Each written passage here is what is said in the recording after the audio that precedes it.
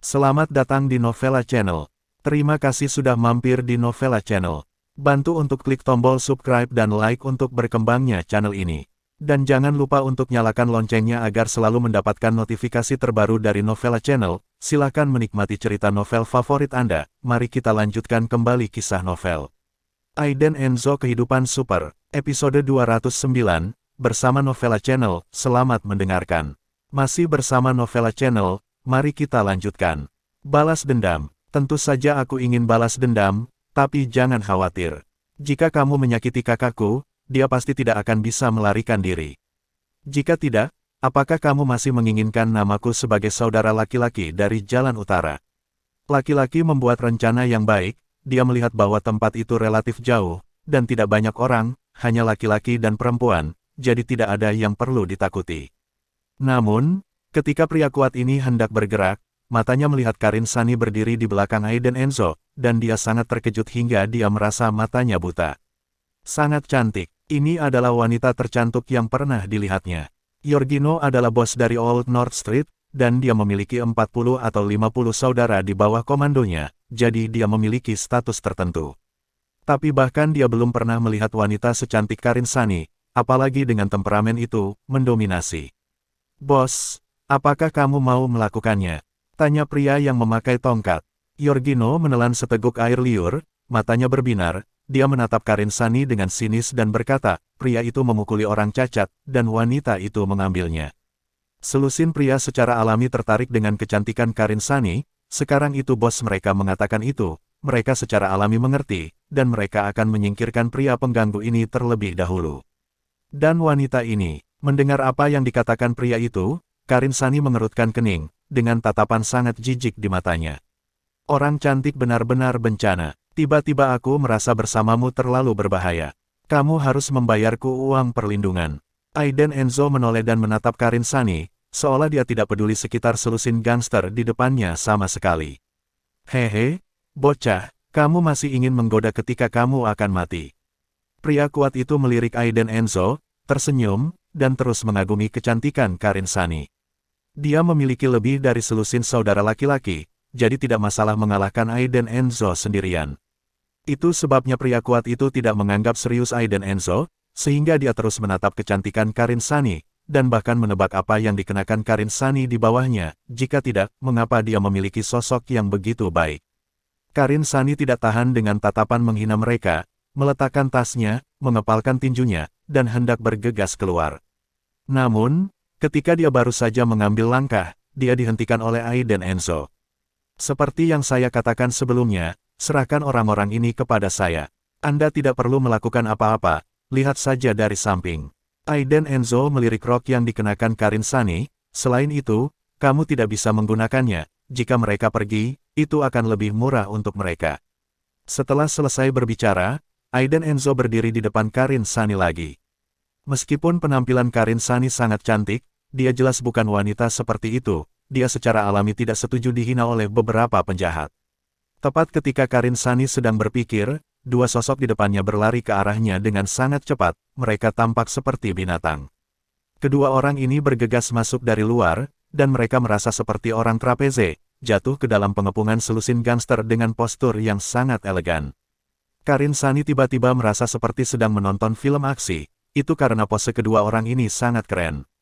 Dari mana ahli ini berasal? Keterampilannya sangat kuat. Pada saat ini, Karin Sunny masih tidak mengerti bahwa dunia jauh lebih dari apa yang dilihatnya. Sisi tak dikenal yang tersembunyi di bawah tanah itu diam-diam muncul di depan matanya.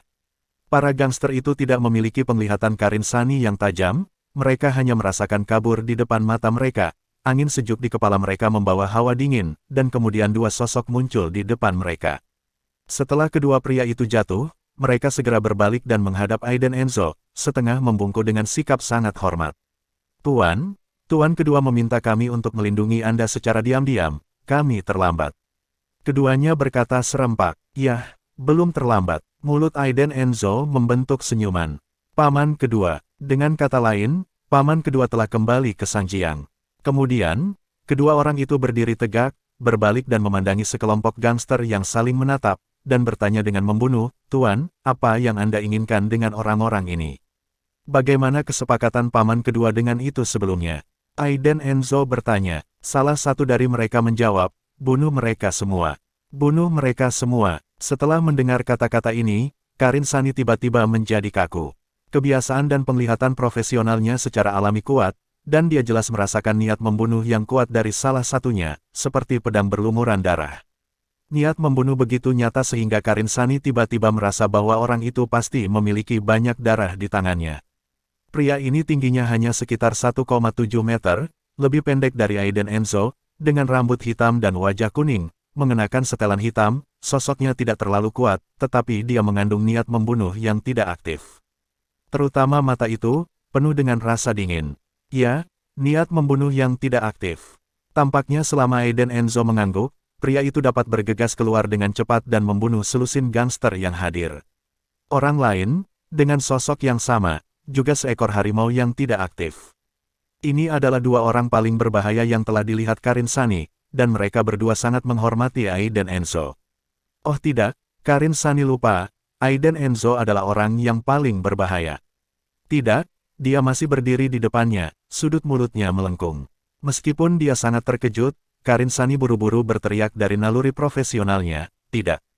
Ini adalah jalan Sanjiang, bagaimana seseorang bisa membunuh orang dengan santai? Jika ini terjadi, itu akan membawa konsekuensi yang tak terukur."